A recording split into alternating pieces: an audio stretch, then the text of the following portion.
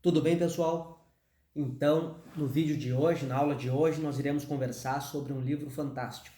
Um livro que eu penso que deveria ser lido no primeiro semestre da Faculdade de Direito, mas também no 10º semestre ou em qualquer dos semestres, porque é um livro que nos proporciona debates riquíssimos, nos oportuniza pensar sobre as escolas de direito, pensar sobre como são elaboradas decisões judiciais.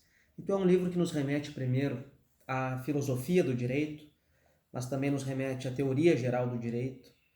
É um livro que nos permite pensar política, nos permite pensar a relação entre ética, moral e direito. E, é claro, é um livro sobre hermenêutica jurídica, né, sobre a possibilidade de interpretação dentro do direito. E também é um livro riquíssimo para nós pensarmos os recursos de oratória, claro que na forma escrita aqui do livro, mas como pode acontecer um debate em direito e de como a argumentação jurídica é importante para que nós sustentemos o nosso ponto de vista e as nossas posições. É um livro também que vai nos mostrar que um mesmo caso permite uma série de olhares a partir de cada tradição, de cada escola jurídica. Então, gente, esse livro, O Caso dos Exploradores de Caverna, do Lon Fuller, um professor de Harvard que faleceu no século passado, é um livro que ele é publicado originariamente como um artigo lá da, da, da escola, da Faculdade de Direito de Harvard, e depois, como ele começa a ser utilizado tantas vezes em diversas turmas de direito, por ser um livro tão rico, ele acaba se tornando um best-seller e é lido no mundo todo hoje em dia, e desde há muito tempo é pensado e é essa fonte de debate riquíssima. Então, espero que todos estejam bem e que mesmo com a pandemia tenham conseguido estudar, manter uma rotina dentro das suas possibilidades e que consigam lidar com isso. É claro que a gente não deve só estudar, mas também não deve só optar por lazer, por filmes, enfim, nem só trabalhar de outro lado. A gente precisa encontrar um equilíbrio. Claro que na vida a gente tem que ter um equilíbrio, mas nesse momento, mais ainda. Então, gente, dando sequência aqui, vamos conversar um pouquinho a respeito do caso dos exploradores de caverna. Hoje em dia é muito fácil encontrar esse livro, né? Basta jogar no Google ali que rapidamente a gente encontra os PDFs. Imagino que também deva haver alguns resumos sobre o livro. Mas o mais importante é que ele nos possibilita ter um constrangimento ao olhar para o direito e ir mudando de opinião à medida em que nós lemos os votos, né? E perceber que em cada um deles tem algum fundamento e de como nós somos suscetíveis também a a essas argumentações e de como é importante que nós conheçamos essas tradições jurídicas para que nós possamos construir a nossa própria compreensão a respeito do caso e que consigamos identificar, né, nas opiniões, nas posições dos magistrados, o que faz mais sentido dentro de cada ordenamento jurídico.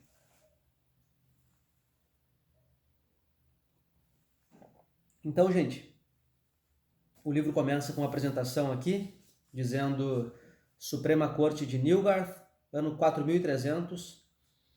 Os réus acusados do crime de homicídio foram condenados e sentenciados à forca pelo Tribunal de Instâncias Gerais do Condado de Stouffville.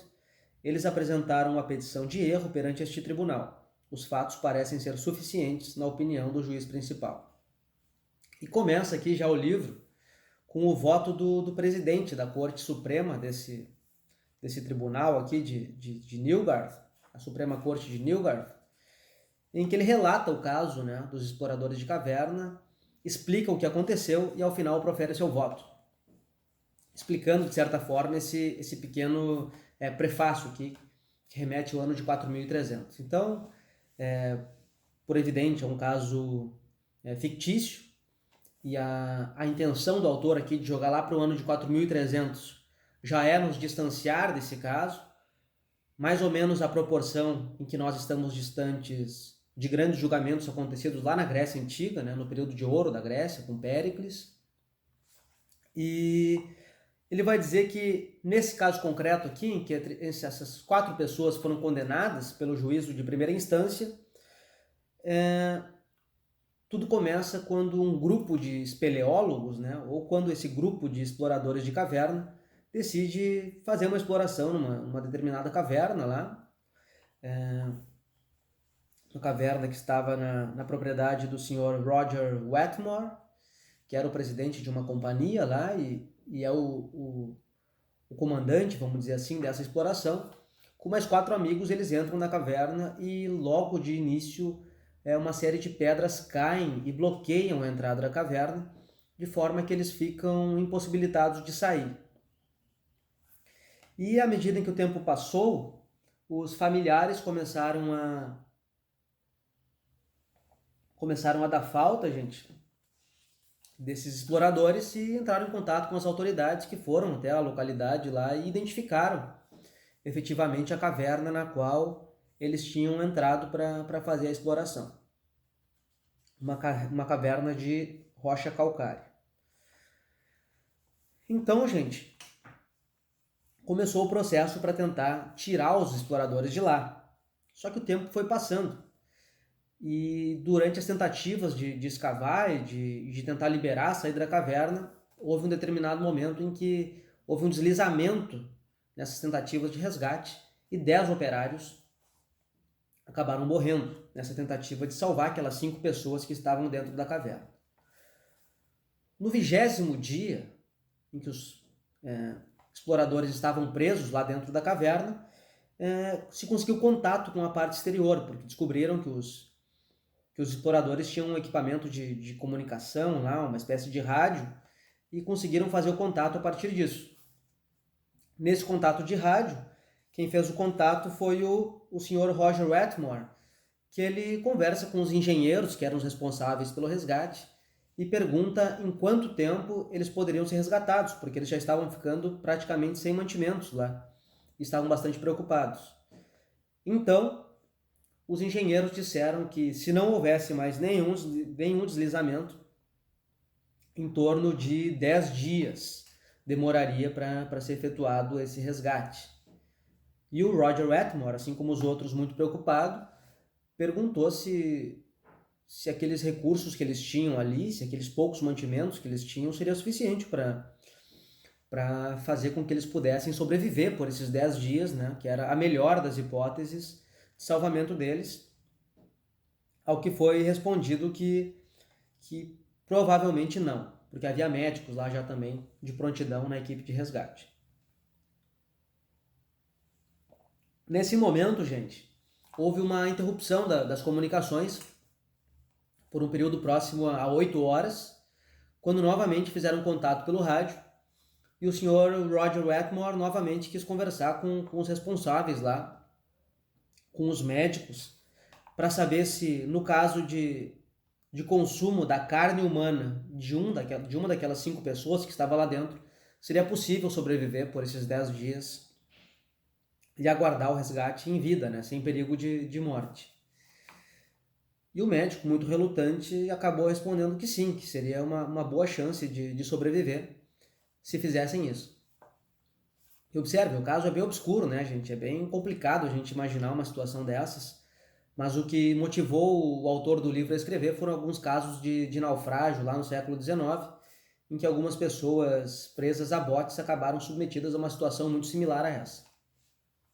Mas voltando aqui, o médico muito relutantemente disse que sim, que a partir do consumo da carne de um dos exploradores haveria uma chance de sobrevida muito maior.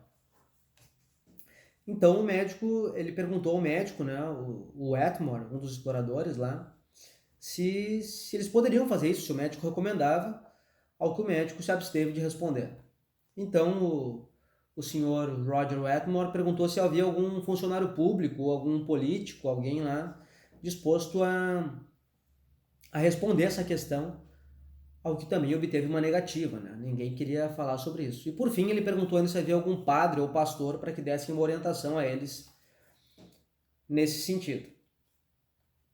E a resposta também foi negativa, né? Não havia ninguém que quisesse se comprometer com isso.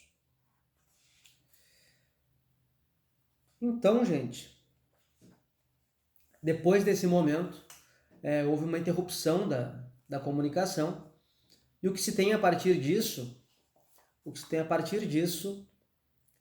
os relatos que se obteve lá ao longo do julgamento, né, ao longo do procedimento lá do júri, e ficou comprovado a partir dos depoimentos que lá na ocasião o Roger Wetmore, então munido dessas informações, ele propôs ao grupo de exploradores que tirassem na sorte qual dos 5 exploradores seria morto para que os outros tivessem uma chance maior de sobreviver.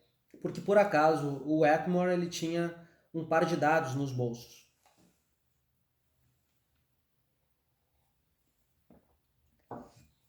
E aí, gente, a partir desse acordo que foi proposto pelo Wetmore, todo mundo concordou e já estava todo mundo pronto para lançar os dados, né, e tirar na sorte quem iria padecer para a sobrevivência dos demais. Só que um pouco antes de jogar os dados, o Wetmore, que tinha proposto o sorteio, né, proposto o lance de dados, ele decide desistir. Ele prefere esperar mais uma semana, ele não quer mais participar daquilo e acha que não valeria a pena fazer dessa forma. Só que os demais, nesse momento, já tinham concordado e o contrato já estava estabelecido, já tinham acertado isso. De forma que todos tiraram os dados, todos rolaram os dados, e quando chegou na vez do Wetmore, um dos outros exploradores decidiu jogar os dados por ele. Perguntou, tu tem alguma objeção aqui em relação a jogar os dados? Como ele silenciou, os dados foram rolados em nome do Wetmore, que tinha desistido, e por uma fatalidade foi o próprio Wetmore que perdeu a disputa dos dados e, portanto, foi assassinado, então, para que os outros consumissem a sua carne. E os exploradores foram resgatados no 32º dia desde a entrada na caverna. Então, 12 dias após esse último contato, não há como saber exatamente em qual dia foi que aconteceu a fatalidade, né? O Wetmore queria esperar mais uma semana, tentar esperar mais uma semana, mas fizeram ali e ele acabou perdendo. Então, qual é o caso, gente, dos exploradores de caverna? O caso é justamente esse, que após o 32º dia eles foram levados a um hospital, se recuperaram, enfim, até que, após isso, foi oferecida uma denúncia contra eles por homicídio e eles foram condenados na primeira instância. Mas como é que se dá essa condenação? Lá nos Estados Unidos é preciso compreender um pouco diferente o sistema do que é aqui, né? Então lá teria um acusador, né? Um advogado, ou alguns advogados, defensores dos acusados, e um júri composto por 12 pessoas. Aqui não especifica muito bem se seria exatamente dessa forma, né? Mas hoje em dia é assim que funciona nos Estados Unidos. É muito similar ao rito de júri no Brasil, que é apenas para delitos dolosos contra a vida, né? Consumados ou tentados. Mas o que eles fizeram lá, diante dessa complexidade do caso, foi um acordo entre o chefe do júri lá, que por acaso era um advogado, o defensor e mais o promotor, de deixarem essa decisão não para ser decidida após debates de acusação e defesa, mas que se instruísse o processo e depois o juiz mesmo, o juiz togado, aquele magistrado, desse o seu veredito. E nesse caso, o magistrado, por ser um legalista, né, um positivista exegético, ele compreende que, de acordo com a lei desse país fictício, né, que é num período muito posterior ao que a gente vive, ele decidiu que devia ser aplicada a letra da lei e, portanto, condenou todos à forca. Porque aqui, ó, o parágrafo 12A do Código Penal lá diz o seguinte: quem quer que voluntariamente tire a vida de outro será punido com a morte, e esta lei não permite nenhuma exceção aplicável a este litígio. Então, como o ordenamento é muito claro, muito rígido em relação a isso, ele decide condenar as pessoas. Só que o júri não fica satisfeito com aquela decisão, porque acha que foi muito grave, se compadece daquele caso, sabe que é um caso extremo, e propõe, então, que essa sentença seja de pena de morte seja comutada em uma pena de 6 meses de prisão, algo muito menor, né, do que a pena capital. E o próprio juiz, de certa forma, concorda com isso. Só que ele acredita que, por meio do direito, não é possível dar uma resposta diversa daquela que está na lei de uma forma muito clara. não caberia ao magistrado alterar a lei ou alterar a percepção de lei em relação ao caso concreto, quando a lei é tão clara e tão rígida nesse sentido. Há, no entanto, nesse ordenamento jurídico aqui, fictício, né, de Newgarth, a possibilidade de o chefe do Poder Executivo conceder um perdão judicial. Então, tanto o júri quanto o próprio magistrado que proferiu a sentença de condenação à forca, eles escrevem uma carta, escrevem um comunicado, enfim, uma espécie de pedido ao presidente lá do país, né, ao chefe do executivo, para que conceda o perdão judicial, ainda que haja uma condenação à forca do ponto de vista jurídico. Dessa forma, a justiça seria feita, né? A justiça, num senso ético elevado, seria feita sem que o direito fosse ferido e sem que ninguém fosse encorajado a infringir a lei. No entanto, nesse meio tempo em que isso acontece, a defesa interpõe um recurso por erro judicial dizendo que não é possível esse tipo de decisão num caso como esse, um caso que chega à Suprema Corte, que deve dar o seu veredito. Nesse caso concreto aqui, nesse caso fictício aqui, há 5 magistrados na Suprema Corte, e quem conta essa história toda que eu acabei de relatar a vocês é justamente o juiz-presidente, o juiz Trupany, que acaba concordando com essa decisão de primeira instância, no sentido de que, ao mesmo tempo que ele se sente compelido a condenar do ponto de vista jurídico, legalista, ele também se soma ao júri e ao magistrado de primeiro grau no sentido de enviar uma manifestação ao presidente do executivo para que tome uma decisão no sentido de perdoar essas pessoas pelo que aconteceu.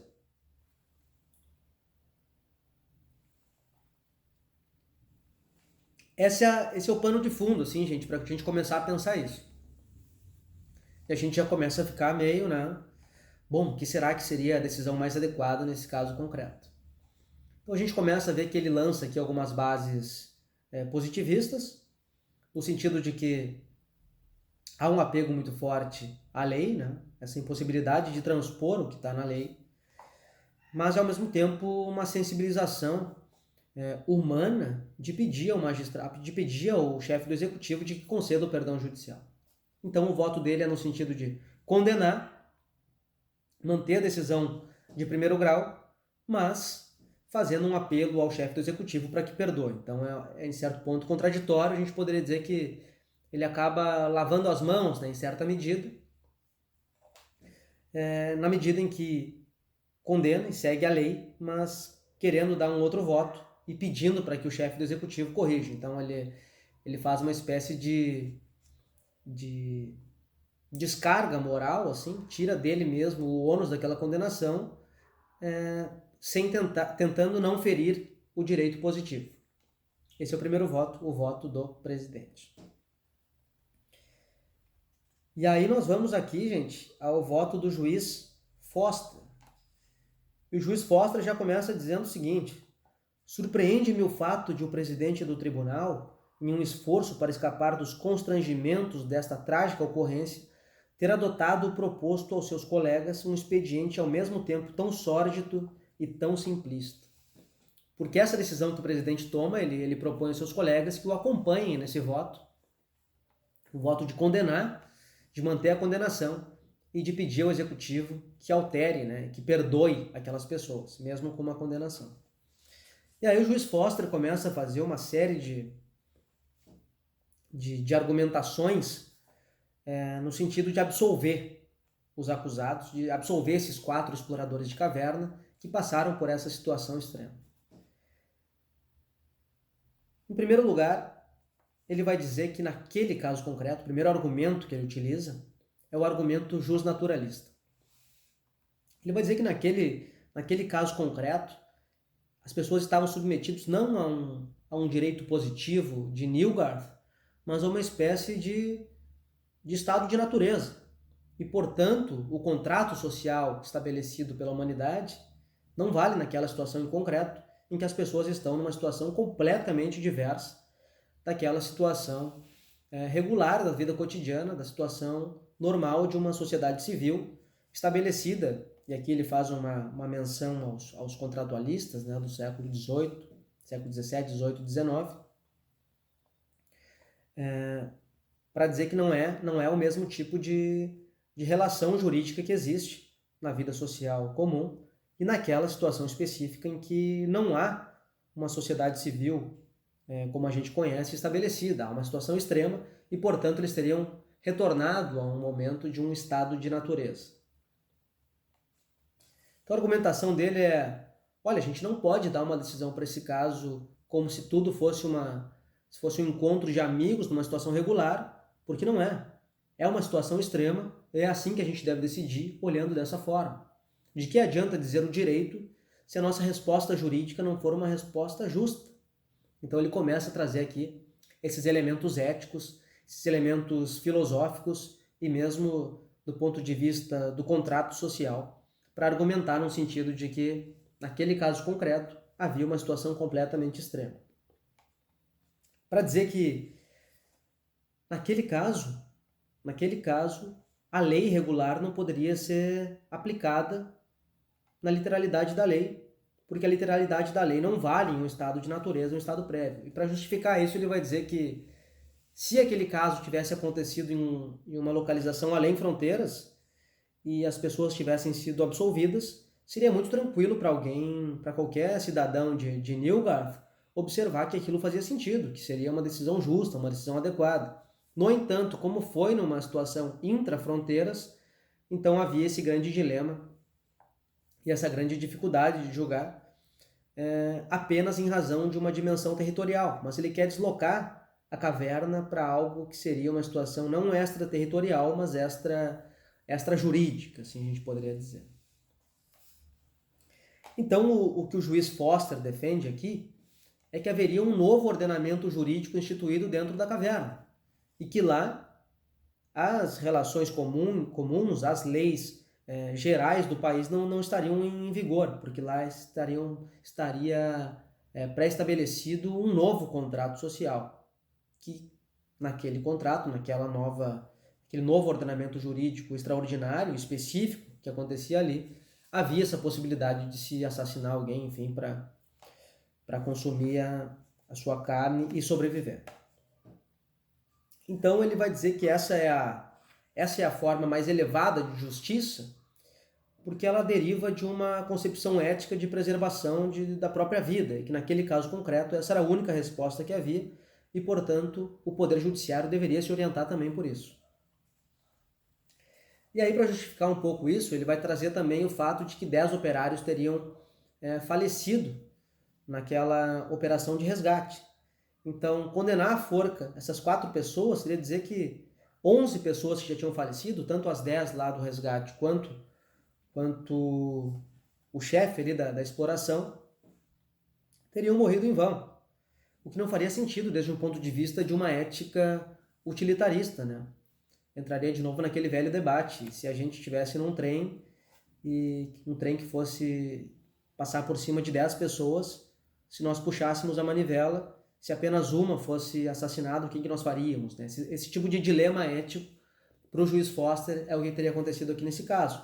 E, portanto, não faria sentido deixar de salvar algumas vidas e ignorar o fato de que muitas vidas já haviam sido perdidas para que essas 4 pessoas pudessem sobreviver. Então esse é o primeiro argumento do juiz Foster.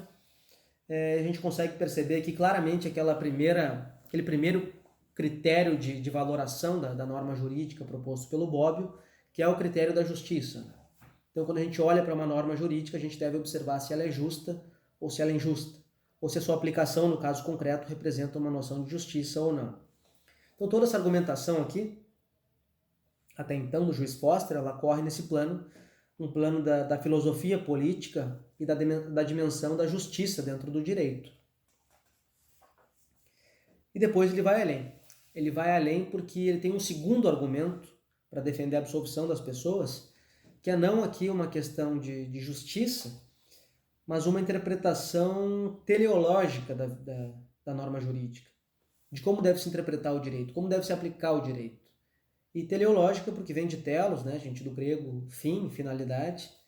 Então ele vai dizer que para a gente dar a correta solução ao caso, a gente deve observar a que fim se destina essa norma que proíbe em qualquer caso o homicídio.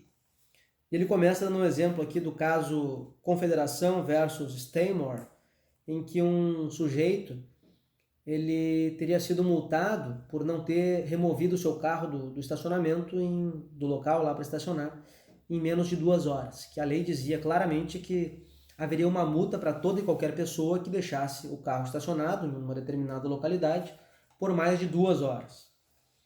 E no caso concreto aqui, o Stanmore, ele consegue a reversão, ele consegue uma alteração do julgamento que o tinha condenado à multa, ao pagamento da multa, porque ele consegue demonstrar que, no caso, na situação dele, ele tentou tirar o carro antes de 2 horas, mas só não conseguiu porque havia uma grande passeata, uma grande manifestação política com a qual ele não concordava, inclusive, mas que ele estava tentando tirar o carro de lá e não tinha como porque havia uma série de pessoas na rua.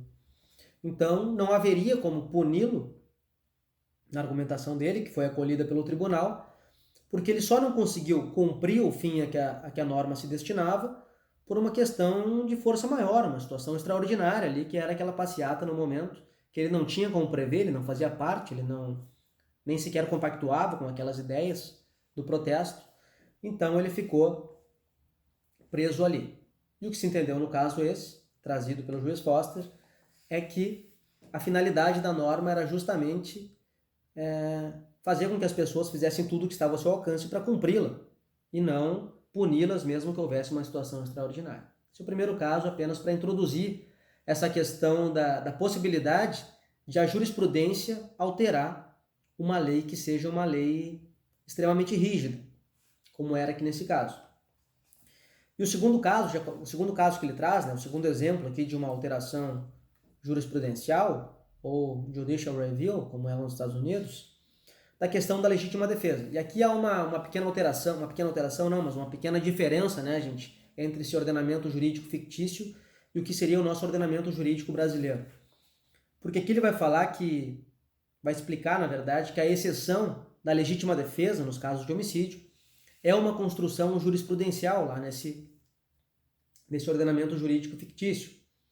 Então, diferentemente do Brasil, em que nós temos aqui a legítima defesa como uma excludente da antijuridicidade, né? Uma excludente de licitude, ou uma justificante, lá não estaria na lei, mas teria sido uma construção jurisprudencial.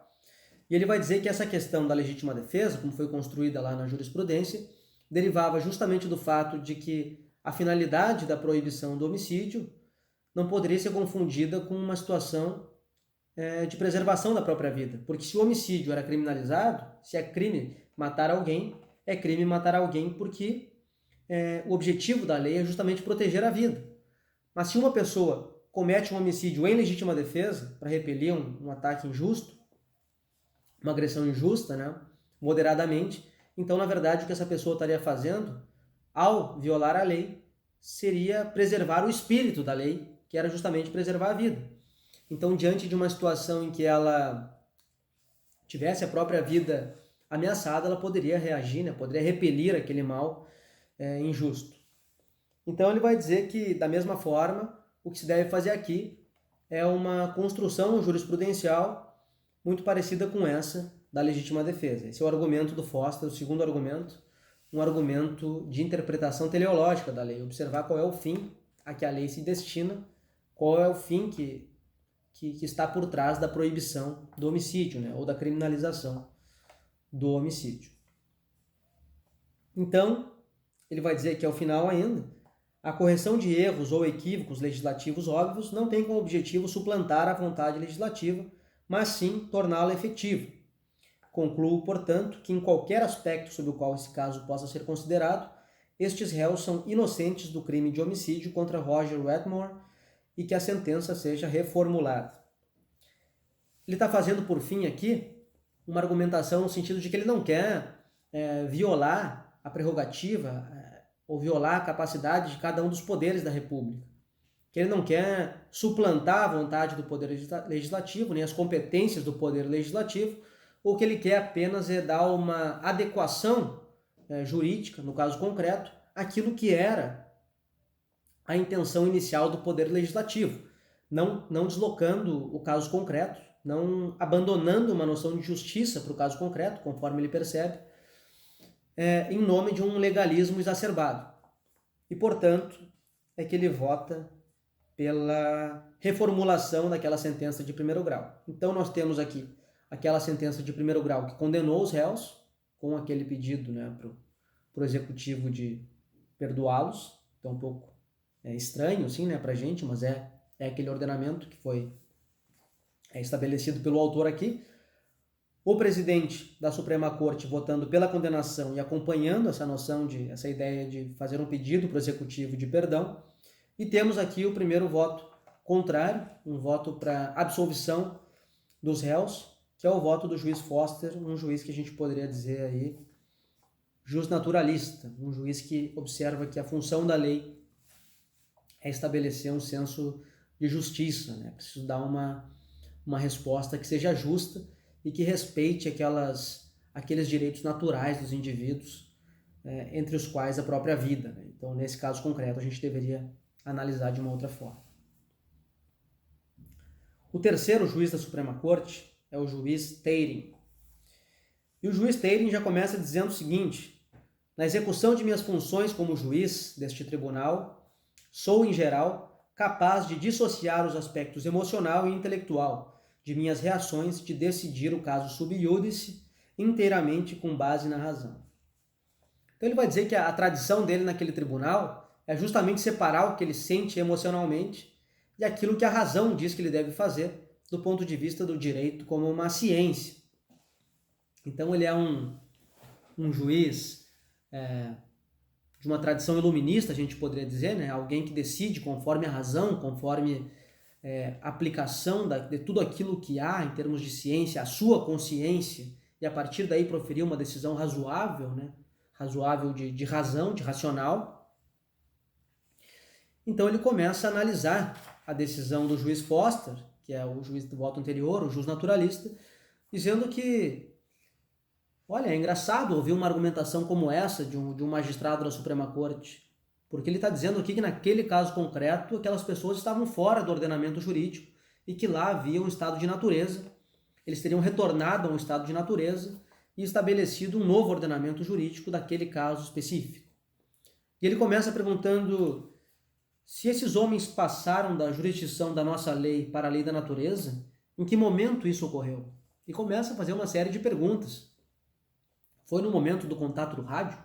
Foi um dia depois? Foi no momento que as pedras caíram? Foi depois que o senhor Roger Wetmore desistiu do contrato? Como é que funcionaria esse contrato? Se ele aceitou numa primeira vez, ele não poderia voltar atrás?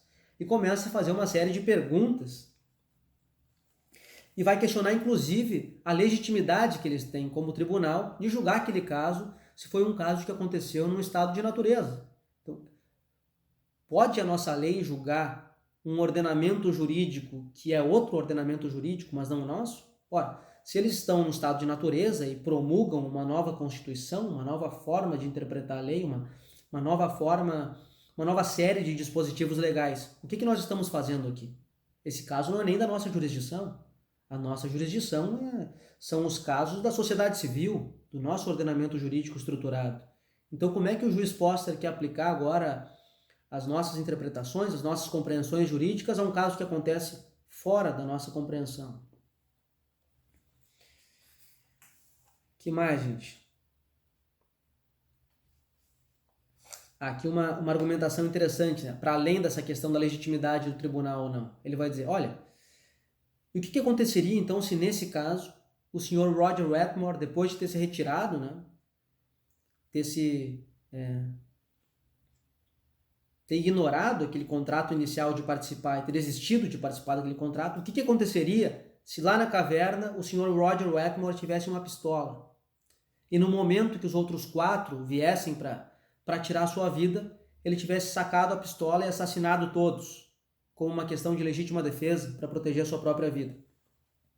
Seria legítima defesa ou não? Porque a legítima defesa dentro dessa construção aqui, fictícia, e funcionaria mesmo para a nossa construção, ela só funciona se o ataque, se esse repelir de ataque seja legítimo, e ele só pode ser legítimo porque o mal ou a agressão que está prestes a acontecer, ou está acontecendo, teria que ser injusta. Mas se nesse ordenamento da caverna nós temos uma compreensão de que aquele tirar a vida do Sr. Roger Wetmore é legítimo, porque passou por um contrato nesse outro ordenamento, o fato de ele se defender matando os outros seria ilegítimo, então ele teria que ser condenado, mesmo agindo em legítima defesa, porque naquele caso a legítima defesa não existiria. Então ele começa a fazer esse tipo de provocação aqui, esse tipo de argumentação que passa a ser bastante interessante, na medida em que ele começa a questionar os pressupostos de se fundar uma lei à parte, que não haveria legitimidade deles fora da caverna para julgar aquilo. E mesmo que houvesse, a construção, o raciocínio teria que ser outro, teria que ser conforme aquele pacto oriundo de dentro da caverna, o que geraria uma série de problemas, né?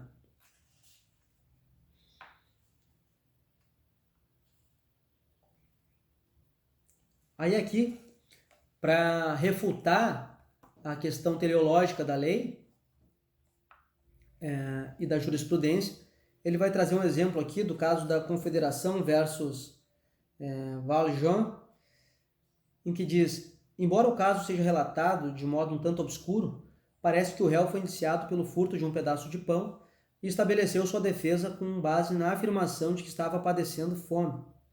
O tribunal não aceitou essa alegação, porque aqui o exemplo que ele traz para contestar os limites da intenção do legislador e da situação extrema em que o réu poderia estar submetido é de que uma pessoa teria sido condenada aqui por um furto de um pedaço de pão, por uma questão de um furto famélico, né? E lá, nesse ordenamento, a pessoa teria sido condenada mesmo assim. Então essa alegação de que a fome justificaria o cometimento de um delito, por mais que seja numa situação extrema, ele vai trazer aqui uma argumentação também de uma decisão, de uma construção jurisprudencial, para refutar aquilo que o seu colega acabara de dizer.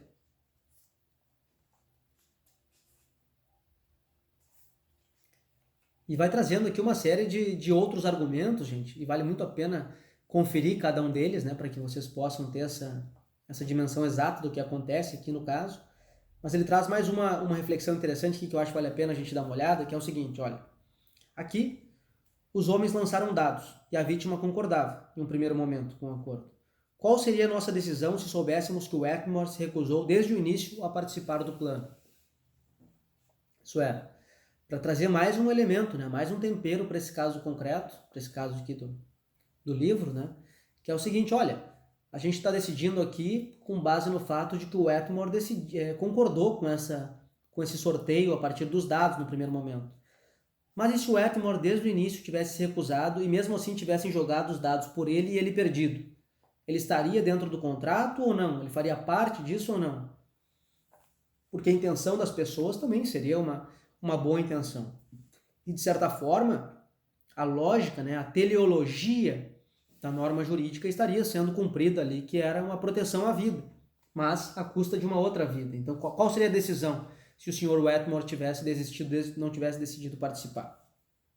Então ele vai dizer tudo isso e ao final do seu voto ele vai dizer ainda que ele lamenta muito que o procurador público tenha considerado adequado acusá-los de homicídio.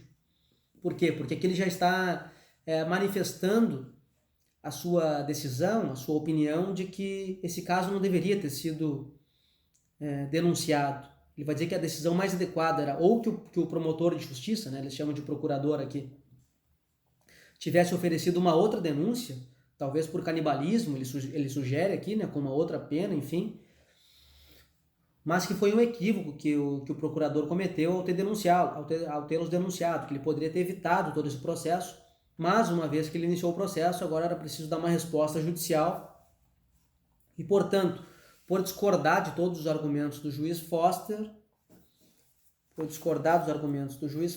esse juiz aqui, o terceiro juiz, o Teirin, ele vai dizer que ele se abstém de votar, porque ele não consegue dar uma decisão em razão de estar emotivamente relacionado com aquele caso, ele não consegue se desvincular das percepções humanas que ele tem em relação àquilo, ainda que ele entenda que do ponto de vista jurídico o juiz Foster esteja equivocado, porque ele simplesmente ignora a lei, ignora o ordenamento jurídico, e ele não pode concordar com isso.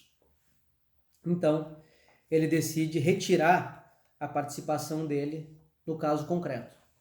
Algo que é bem difícil a gente imaginar, né? No Brasil, por exemplo, que o juiz não pode simplesmente se furtar de votar, a menos que ele esteja impedido por alguma das razões legais que nós temos lá no nosso ordenamento. Mas enfim, então nós temos aqui o primeiro juiz, o presidente, votando a favor da condenação, da manutenção da condenação, o segundo juiz Foster pela alteração, e esse terceiro juiz aqui, o Teirin, que refuta o Foster, mas acaba se mostrando também um positivista, e alguém que defende a construção do ordenamento, como está posta, mas, porém, não consegue votar, né? Acaba se abstendo. Depois a gente vem aqui com o juiz Keane. E aí, ele já começa mais pesado. Ó. Gostaria de começar por colocar de lado duas questões que não cabem a este tribunal. A primeira é se a clemência executiva pode ser estendida a esses réus caso a condenação seja confirmada. Então ele já vai dizer, olha, não interessa para a gente aqui, como uma Suprema Corte, o que o presidente lá do Executivo pode fazer ou não, se ele vai conceder perdão judicial ou não. Isso não cabe ao Poder Judiciário. O que a gente tem que fazer aqui é julgar o caso concreto. Então ele vai dizer, ó, na execução de minhas funções como juiz, não é minha obrigação questionar as orientações do chefe do Poder Executivo, nem levar em consideração o que ele pode ou não fazer, para chegar à minha própria conclusão, que deve ser totalmente fundamentada na lei desta confederação. Vai dizer, olha, o que eu tenho que fazer aqui é olhar para a lei e decidir conforme a lei. O que pode acontecer depois ou não cabe a mim pensar sobre isso, nem cabe a mim manifestar em relação a isso. A minha função como juiz é dar uma resposta concreta para esse caso concreto com base na lei, que é o que deve fundamentar as decisões judiciais. E depois a segunda questão. A segunda questão que desejo deixar de lado é a de decidir se o que esses homens fizeram foi correto ou errado, mal ou bom. Trata-se também de uma inquirição irrelevante para a realização do meu ofício de juiz, que jurou aplicar não as minhas concepções de moralidade, mas a lei da terra. Então ele já escapa dessa questão da bipolarização, né, dessa questão da justiça, se é certo ou errado, se eles foram bons ou maus, se foi adequado ou não aquilo que aconteceu. Dizer, olha, não é o papel do magistrado investigar a orientação ética de cada um, a moralidade da sociedade. Isso não cabe ao magistrado. O que cabe ao magistrado é dizer o direito. E dizer o direito é dizer o que diz a lei. Então essa aqui é a construção que vai orientar o pensamento do juiz Keane, que é o juiz mais positivista aqui, né? um exegeta que nos remete àquele período revolucionário francês, em que os revolucionários não queriam que os magistrados fizessem grandes interpretações, mas queriam que os juízes fossem sim la bouche de la loi, né? Que os juízes fossem os juízes boca da lei, que apenas leiam o que está escrito no código e apliquem aquilo ao caso concreto, sem grandes reflexões, sem grandes construções. Então ele vai lá, vai além. Colocando-se em rodeio, os meus colegas sentem-se desconfortáveis com o fato de que a lei escrita demanda a condenação dos réus, inclusive eu. Contudo, ao contrário de meus colegas, respeito as obrigações de um ofício que exige que eu coloque de lado minhas convicções pessoais ao interpretar e aplicar a lei desta confederação. Então vejam, ele admite aqui que ele também não está extremamente confortável com essa posição na qual ele está, mas que a saída dessa posição para ele é uma saída muito fácil, porque ele está comprometido com os valores morais da profissão que ele ocupa, que é a profissão de magistrado. E segundo a compreensão dele, o papel do juiz não é fazer grandes construções morais, éticas, não é ficar fazendo digressões sobre justiça, mas sim dizer a lei e dizer o que diz a lei. Interpretar a lei e aplicar a lei. Essa é a posição do juiz Keane para o caso, e por isso ele vai fundamentar o seu voto naquela dimensão de valoração que o Bobbio nos ensinou como sendo a dimensão da validade.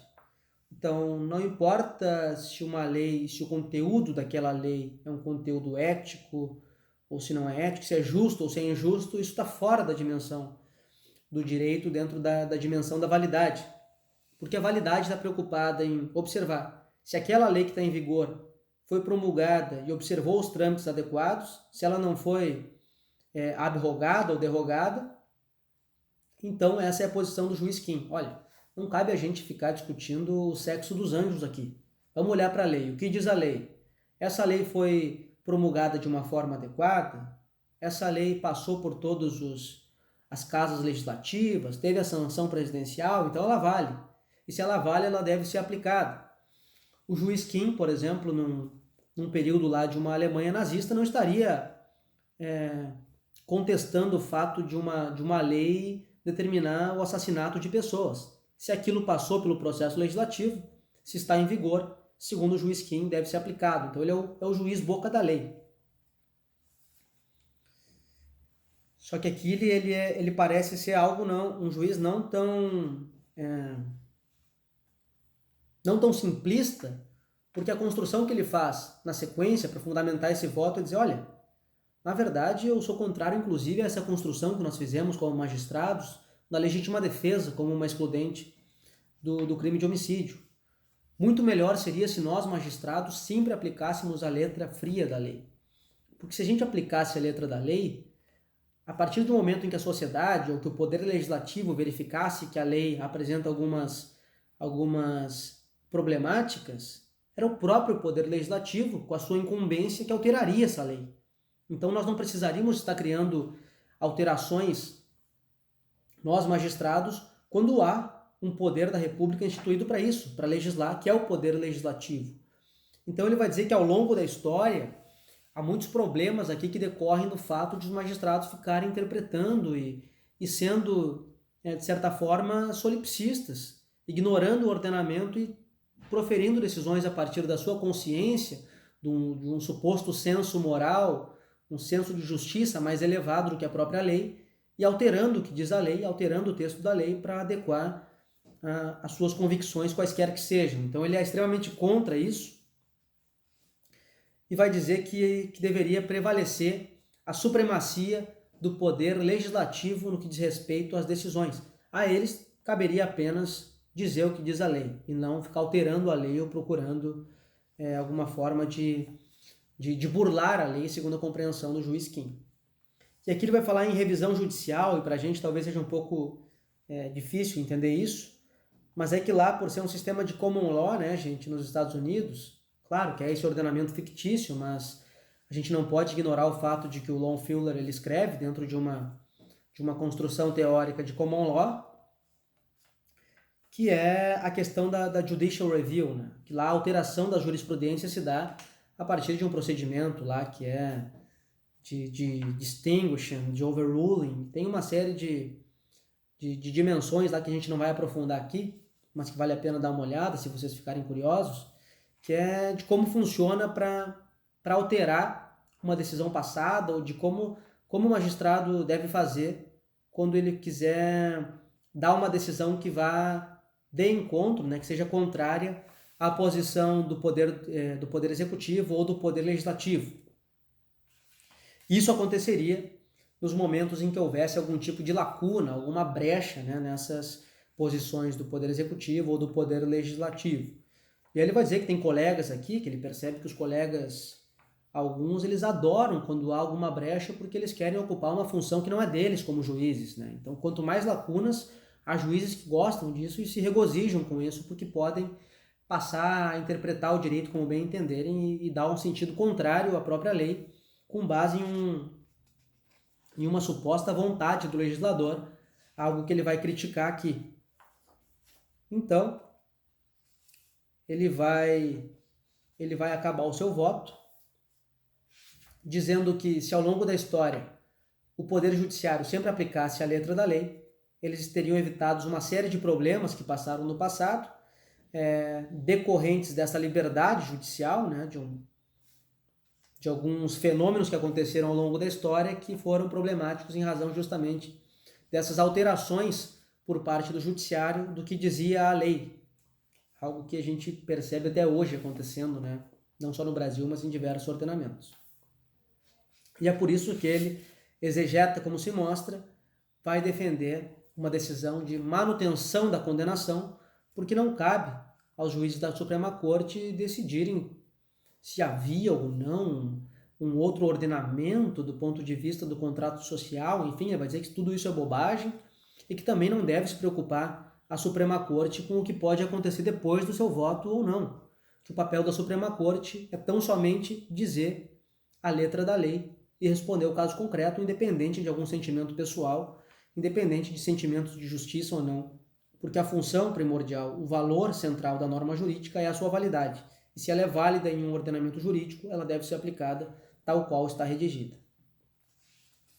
Temos então aqui, gente, o primeiro juiz, o presidente da corte, que é aquele... Agora a gente já começa a ver que ele não era tão positivista, né?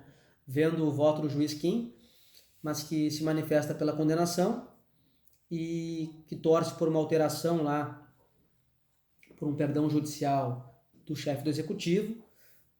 A posição do juiz Foster, um juiz naturalista, que quer a absolvição.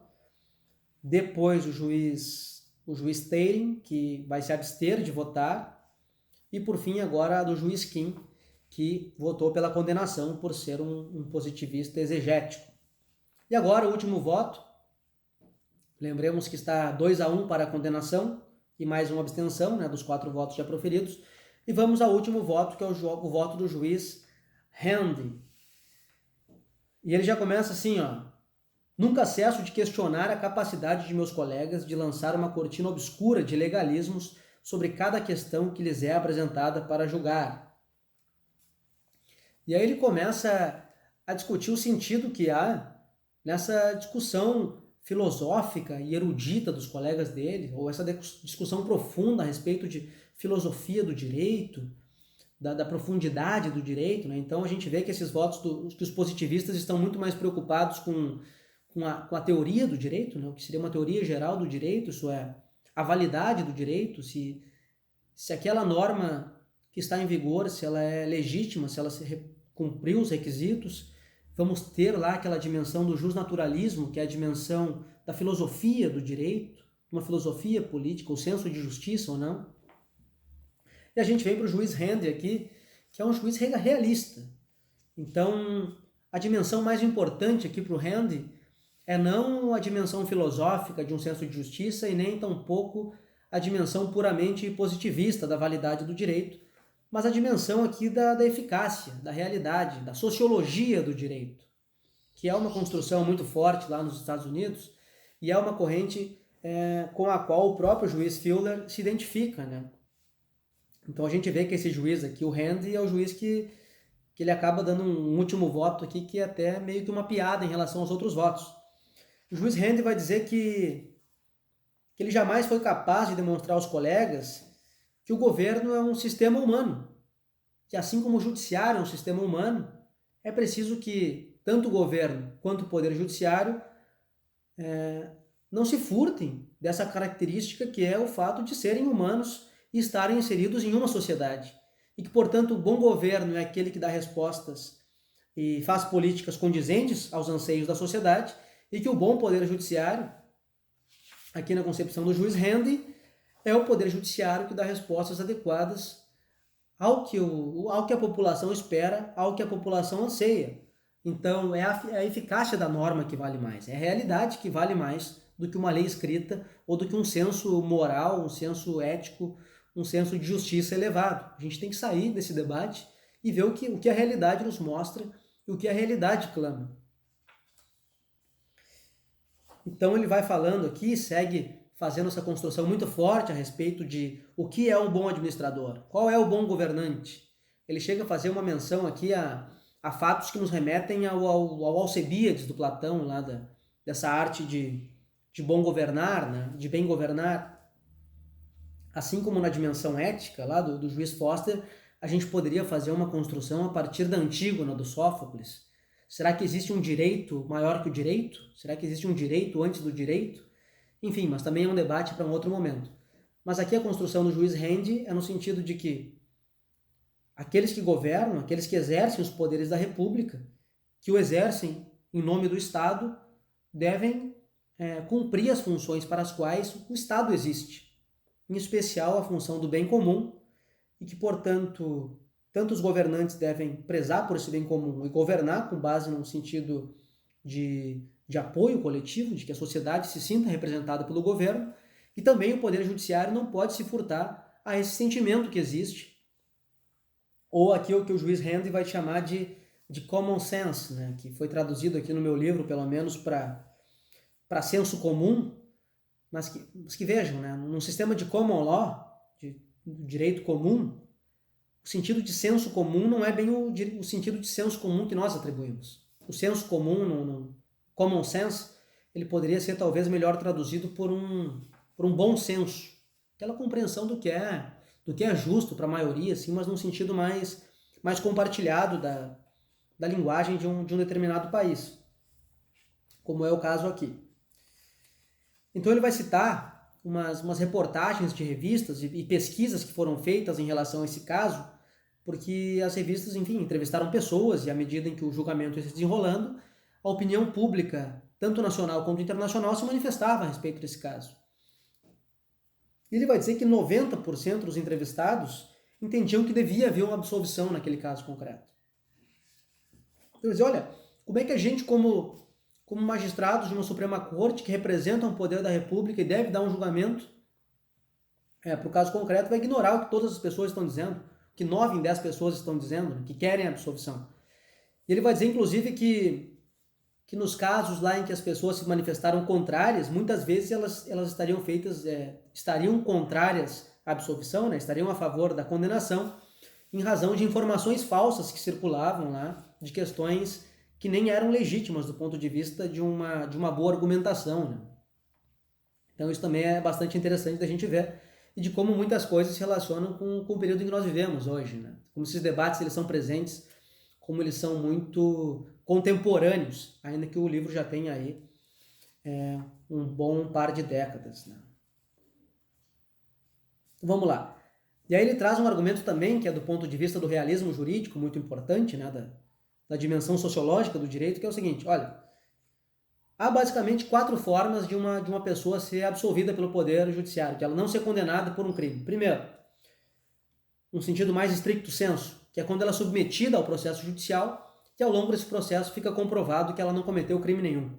Então o juiz de direito vai dizer que ela é inocente.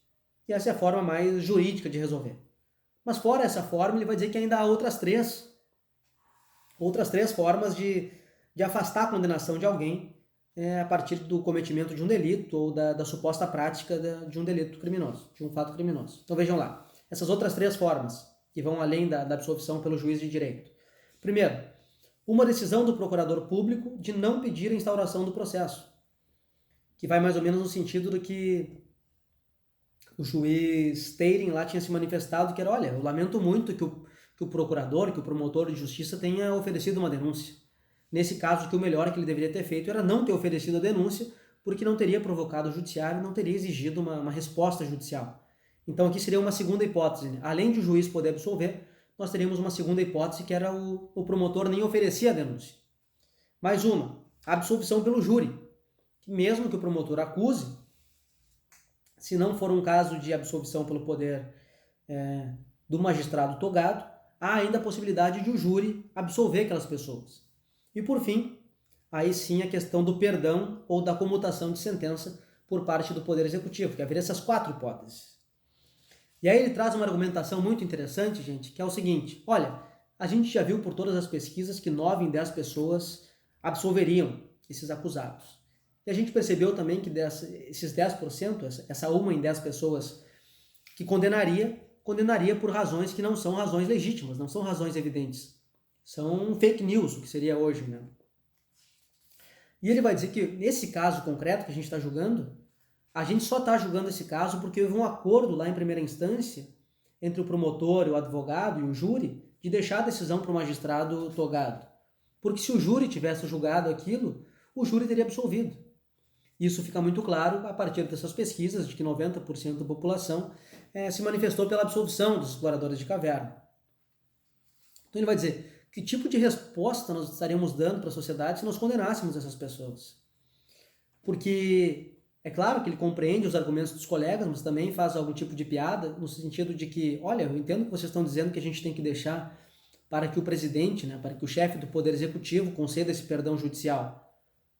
Mas, de todas essas pessoas que foram ouvidas, nenhuma disse, olha, eu acho que a decisão mais adequada é que haja uma condenação e que haja um pedido da Suprema Corte para que o presidente conceda o perdão. Não, ninguém está interessado nisso. Querem uma resposta do Poder Judiciário. E a resposta que esperam do Poder Judiciário é uma resposta de absolvição, no caso concreto. Então, é um argumento bastante interessante, né, do ponto de vista da realidade. Olha, o que a gente está fazendo aqui, quem é que a gente representa, que tipo de resposta a gente tem que dar. E ele vai além para manifestar o que é o limite dessa interpretação realista do direito. Ele vai dizer que ele teve acesso por meios que pelos colegas dele seriam criticados, mas que ele deve trazer mesmo assim, que é o seguinte, que ele teve acesso a uma funcionária lá do...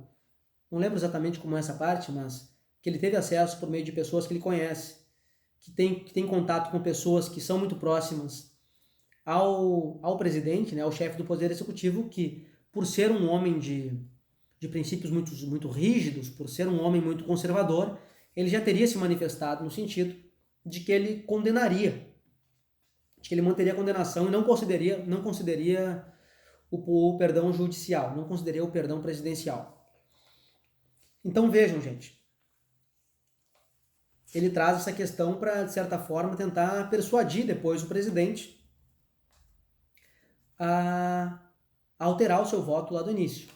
Mas então é com base nessa construção que a gente poderia trazer aí, trazendo mais uma vez lá as dimensões de valoração do Bobbio em relação à norma jurídica, muito mais vinculada à questão do plano da eficácia, né? Então a gente não está discutindo aqui nesse último voto nem a questão da justiça ou da injustiça, a gente não discute validade ou não validade da norma, a gente está discutindo a eficácia da norma. O que seria dar efetividade para essa norma? Ela deve ser aplicada ou não? Como é que funciona isso no caso concreto? A gente pode ignorar a realidade, simplesmente fazer um debate filosófico e dar uma resposta aqui, com base numa escola do direito, ou a gente tem que olhar para o caso concreto e dar uma resposta concreta para esse caso? Então ele vai dizer que, depois de examinar um caso que ele já tinha atuado, que graças a um procurador público ambicioso e a um presidente do júri legalista, ele enfrenta um caso em que 4 homens que já sofreram mais tormento e humilhação do que a maioria, já enfrentaria em 1000 anos, que ele tem que dar uma resposta para o caso. Isso é, dizendo que talvez a decisão mais adequada fosse lá o procurador de justiça não ter sido tão ambicioso, não ter oferecido a denúncia, e nem o magistrado de primeiro grau ter sido tão legalista e já se possível, ter decidido o caso lá atrás, em outro sentido, mas que agora, em razão das posturas que foram adotadas pelas pessoas, ele tem que dar um voto. E que para ele dar esse voto, ele dá de uma forma muito tranquila, observando a realidade, que é um voto de absolvição. Ao final, o juiz Teirin, que é o presidente, ele retoma a palavra, porque ele poderia mudar a sua posição, mas ele diz simplesmente que, com base em todos os argumentos trazidos até então, ele apenas reforça a posição dele de que ele deve manter a condenação, fazendo um pedido para que o chefe do Poder Executivo conceda o perdão ou a comutação da sentença, e lá na condenação vai dizer que é ordenado que a execução ocorra às 6 da manhã, na sexta-feira, dia 2 de abril de 4.300, momento em que o executor público deverá cumprir a determinação enforcando os réus. E aí não há uma resposta, né, gente? A gente não sabe exatamente o que acontece e, na verdade, não é o mais importante aqui para a resolução do caso. O que é mais importante são todas essas reflexões que nós podemos fazer a partir do livro. Fico curioso para saber o que vocês pensam sobre isso, qual deveria ter sido a melhor solução para o caso concreto, concordam com algum juiz, discordam de algum juiz, concordam com todos, discordam de todos. Esse livro me remete sempre aos primeiros júris que eu assisti, em que eu sempre ficava muito impressionado pelos argumentos, tanto da acusação quanto da defesa, e ia me convencendo à medida em que os bons debatedores argumentavam, de que um lado estava certo, depois o outro estava certo, depois o primeiro estava certo de novo, depois o segundo. Então, como é interessante a gente vendo, do ponto de vista argumentativo, como são construções importantes. Também é importante como cada um dos magistrados se posiciona em relação ao que é o direito, né? A como eles percebem o senso de moral, o que a coletividade está pensando. Também a dimensão ética, o que eles pensam, né? O que cada um dos acusados estava pensando naquele momento. Isso deve entrar em debate ou não? Como eles vão percebendo as dimensões do direito e como eles conseguem argumentar de uma forma incisiva, precisa, na medida em que fazem um processo hermenêutico de interpretação muito interessante. Gente, eu não tenho uma posição exata sobre esse caso, porque eu acredito que um caso concreto, pelo menos como eu percebo, a decisão judicial deve ser amparado não só no que diz o ordenamento jurídico, não só na dimensão ética de justiça, não só na realidade social, mas sim em princípios. Eu acho que é muito difícil a gente compreender um ordenamento jurídico sem fazer uma construção, do direito baseada na historicidade. Eu acho que todos os magistrados têm pré-compreensões e muitas vezes o papel de um magistrado é não concordar com o senso comum, mas é justamente fazer com que o Poder Judiciário cumpra essa função contra-majoritária. Muitas vezes a decisão do Poder Judiciário tem que ser uma decisão que vá contra o que a maioria quer, justamente para preservar o direito. Só que para compreender o que é esse direito, a gente teria que compreender como se dá o processo histórico, evolutivo desse ordenamento, que a gente não tem como saber, né? O que o autor fala aqui é que a humanidade teria passado por uma grande hecatombe, por que ele chamou de uma grande espiral, que ele não explica muito bem o que é, mas teria sido uma grande tragédia assim, da humanidade, e que depois as pessoas que sobreviveram teriam reconstruído os países. A gente vê que ele fala aqui numa confederação, né? Então, tentando reproduzir, de certa forma, o que poderia ser os Estados Unidos, né? Mas aí é uma série de países, enfim, uma outra estrutura política, que seria uma reorganização da sociedade. Então a gente teria que observar quais foram os movimentos históricos importantes aqui o que teria acontecido nesses 2000 anos para frente, para que a gente pudesse compreender melhor e ter um senso hermenêutico filosófico a respeito dos princípios que norteiam esse ordenamento jurídico de Newsgard, que a gente não tem como ter um acesso completo, né? Apenas algumas pequenas intuições. Talvez o melhor magistrado fosse aquele que conseguisse ter um pouquinho de cada um deles, né? Que não ignorasse nenhuma das dimensões, mas que baseasse a sua decisão principalmente no direito estabelecido, então não escapando do direito posto, do direito positivo, mas compreendendo que esse direito posto, esse direito positivo, ele tem fundamentos que não estão apenas numa letra fria de lei, como se costuma dizer, né? Então não ser apenas um legalista, não ser um positivista exegético, mas ser um magistrado capaz de elaborar uma construção que se baseie na compreensão dos princípios que orientam a sociedade e não apenas em sentimentos genuínos de justiça que sejam. Isso não deve interferir na decisão. Também não deve ser alguém completamente apegado à literalidade da lei e, ao mesmo tempo, também não pode se basear apenas no bom senso ou no senso comum, mas sim compreender os princípios que norteiam aquele ordenamento. Então essa é a minha percepção sobre esse caso e espero que vocês tenham gostado desse livro. Aqueles que ainda não o leram, recomendo fortemente que o façam. É um livro curto, essa versão que eu tenho aqui, ela tem menos de 80 páginas, então dá para ler numa manhã aí, ou numa tarde, muito tranquilamente. Espero que vocês tenham gostado desse vídeo, espero que vocês tenham gostado dessa aula e que, se puderem, me deem um feedback. Eu já vi algumas das respostas de vocês e vai valer como a nossa aula então, tá? Muito obrigado pela atenção, gente, e se quiserem que eu comente mais livros aí também, me deem um feedback que a gente pode conversar, se vocês acham que faz sentido esse tipo de aula aqui, tá bem? Até a próxima e valeu!